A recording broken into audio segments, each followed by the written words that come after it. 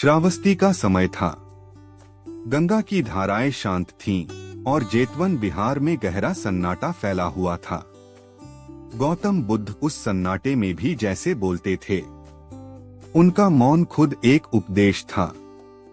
शिष्य शांत होकर उनके पास बैठे रहते और उनके मौन से सीखते रहते। इन्हीं दिनों संघ में एक नया शिष्य आया, नाम था उत्तम। वह बहुत सवाल करता पर ज्यादा उलझा हुआ रहता। उसकी बातें ज्यादा और समझ कम होती। एक दिन वह बुद्ध के पास आया और बिना कोई साफ सवाल किए बस बोलता गया। कभी जीवन को निरर्थक बताता, कभी समाज को दोष देता, कभी दूसरों को मूर्ख कहता।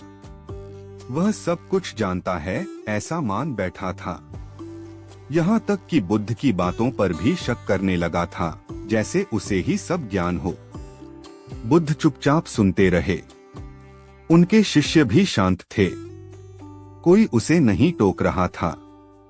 जब वह बोल बोल कर थक गया तो बुद्ध ने कुछ नहीं कहा, बस उसे देखने लगे। वह नजरें बहुत शांत थीं, उनमें करुणा थी, लेकिन साथ ही जैसे किसी के भ्रम का धीरे धीरे टूटना भी था। कुछ समय बाद बुद्ध ने एक कहानी सुनानी शुरू की। किसी का नाम नहीं लिया, लेकिन हर शिष्य को लगा कि यह कथा उसी के लिए है। उन्होंने कहा, बहुत पहले एक गांव में एक लड़का था जो खुद को बहुत समझदार मानता था। वह अपने पिता से, गुरुजनों से बहस करता और सबको मूर्ख समझता। एक दिन उसने गांव के एक बूढ़े संत से कहा, इस दुनिया में कोई समझदार नहीं है, सब पागल हैं। संत ने पूछा, तुमने क्या देखा है, क्या जाना है? लड़का बोला, मुझे किसी से कुछ सीखने की जरूरत नहीं, मेरी अक्ल ही काफी है। संत ने मुस्कुराकर कहा, ठीक है, कुछ साल घूम आओ, फिर वापस आना। लड़का निकल पड़ा। जगह जगह गया, जंगल, शहर, महल, गुफाएं। लोगों से बातें करता, बहस करता और हर किसी को कहता, तुम कुछ नहीं जानते, तुम्हारी तो अक्ल घास चरने चली गई है। उसे लगता रहा कि वही सब कुछ जानता है, बाकी सब अज्ञानी हैं। कई सालों बाद वह लौटा। अब वह थका हुआ था, कमजोर भी और चुपचाप भी। संत ने पूछा, अब क्या सीखा? वह बोला, अब समझ आया कि मैं जानने के भ्रम में था। जितना जानने की कोशिश की, उतना ही उलझता गया। असली अज्ञान तो मेरे अंदर था। सच में मेरी अक्ल ही घास चरने चली गई थी। फिर वह चुप हो गया। संत मुस्कुराए। बुद्ध ने कथा यहीं खत्म की। फिर उन्होंने उत्तम की ओर देखा। उत्तम कुछ नहीं बोला, पर भीतर से हिल गया था। उसे पहली बार अपनी ही अज्ञानता साफ दिखी। समझ में आया कि जब तक हम खुद को ज्ञानी समझते हैं, हम सीख नहीं सकते। जब तक अहंकार बोलता है, तब तक सच्चाई चुप रहती है। अक्ल घास चरने जाना सिर्फ मजाक नहीं है, ये एक चेतावनी है। जब हम अपने घमंड में जीते हैं, तब हमारी समझ खो जाती है। और यही भ्रम हमें सबसे ज्यादा नुकसान देता है। बुद्ध जानते थे कि असली ज्ञान तब आता है जब हम विनम्र होते हैं, जब हम सीखने के लिए खुद को खाली करते हैं। जो सोचता है कि उसे सब पता है, वह कभी सच्चाई तक नहीं पहुंच सकता। उस दिन के बाद उत्तम बदलने लगा। अब वह कम बोलता, ज्यादा सुनता। अब वह सवालों के बजाय मौन लेकर आता। और यही उसका असली बदलाव था। शिष्य हैरान होते थे कि ये वही उत्तम है। पर बुद्ध जानते थे, अब वह सच में बोल रहा है, अपने मौन के जरिए।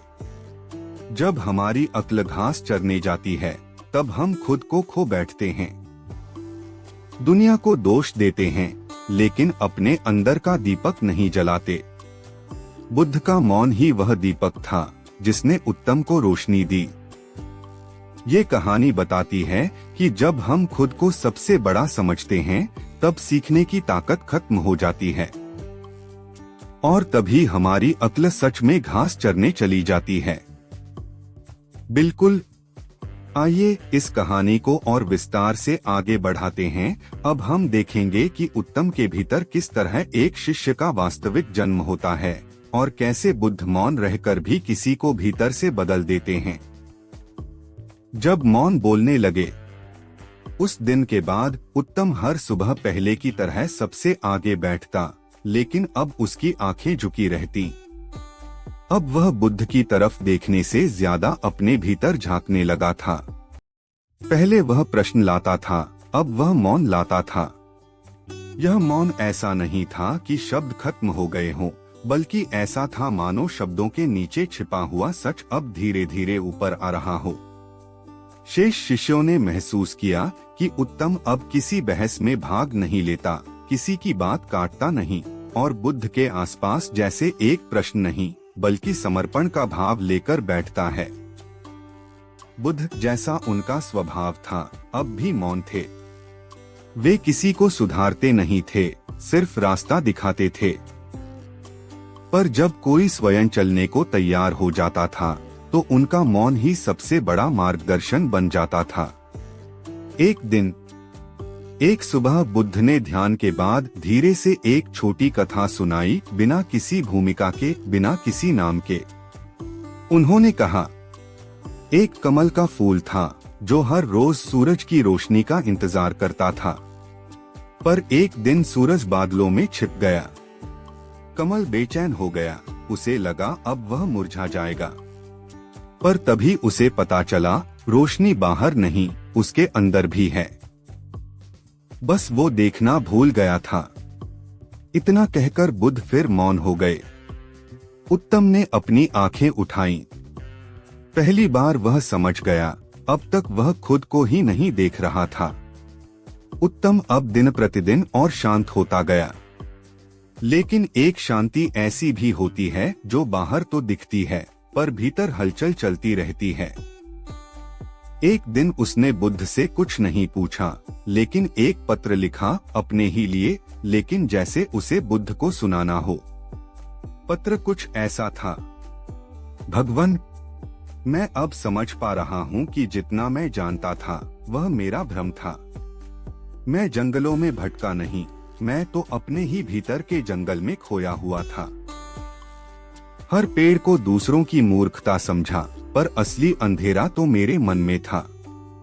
अब मैं जानता हूँ, जानना कोई उपलब्धि नहीं, बल्कि जानने की लालसा को छोड़ना ही सच्ची शुरुआत है।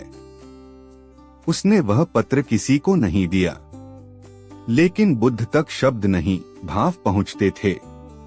उन्होंने पत्र पढ़े बिना ही उत्तर दे दिया, एक मौन मुस्कान के साथ। अब उत्तम हर दिन सुबह सबसे अंत में आता, सबसे पीछे बैठता, लेकिन उसके भीतर एक गहराई आ चुकी थी। अब वह बातें नहीं करता, अब वह अनुभव करता था। वह समझ गया था, जो खुद को ज्ञानी समझता है वह कभी सीख नहीं पाता। जो चुपचाप सुनता है वही सही समय पर सही बात कह सकता है। और सबसे बड़ा ज्ञान क्या है? अपने अज्ञान को जान लेना। एक दिन एक नया शिष्य संघ में आया, ठीक वैसे ही जैसे कभी उत्तम आया था। वह भी बहुत सवाल करता था, उलझा हुआ था और बात बात पर सबको टोकता था। उत्तम उसकी बातों पर चुप रहा। किसी ने पूछा, उत्तम तुम कुछ कहते क्यों नहीं? उत्तम ने सिर्फ मुस्कुराकर इतना कहा, जब मेरी अक्ल घास चरने गई थी तब कोई मुझे सुनाने नहीं आया था। बुद्ध ने मुझे बोलने नहीं दिया, बल्कि मुझे खुद को सुनना सिखाया। अब वही सीख मैं उसे देना चाहता हूँ।